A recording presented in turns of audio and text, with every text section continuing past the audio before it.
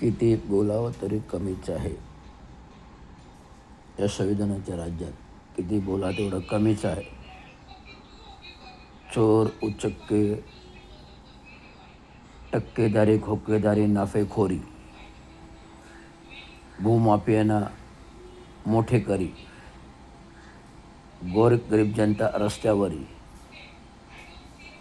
त्यांच्या हक्काच्या घरासाठी शोध करी, करती सार्थ हाक,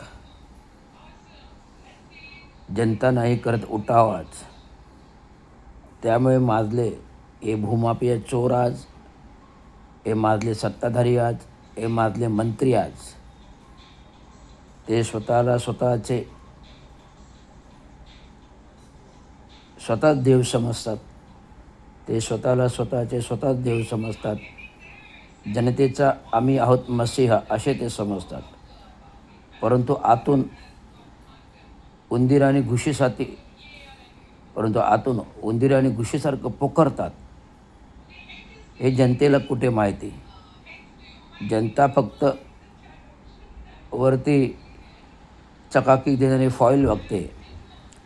जनता फक्त मिठाईच्या वरती चकाकी देणारी फॉईल असते ती बघते. परंतु आतमध्ये मिठाई सडलेली आहे हे कोण पाहणार.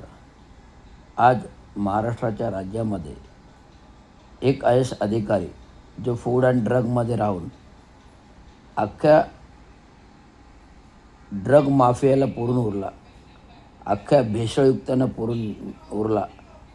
आज एक IAS अधिकारी जर संपूर्ण महाराष्ट्रामध्ये धुमाकूळ करू शकतो, तर महाराष्ट्राच्या 36 जिल्ह्यामध्ये जर 36 तुकाराम मुंडे आले तर नक्कीच हा महाराष्ट्र सुधारेल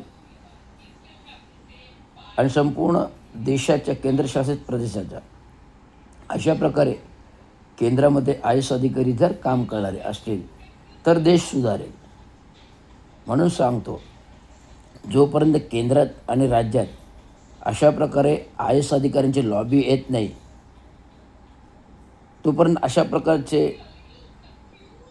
हे खोटा आव आणणारे देशाचे पंतप्रधान, हे अशा प्रकारचं खोटा आव आणणारे राज्याचे मुख्यमंत्री यांचं फावणार आणि जनतेच्या डोक्यावर बसून जनतेला दाबून पूर्ण देश विकृत काढणार, पूर्ण राज्य विकृत काढणार.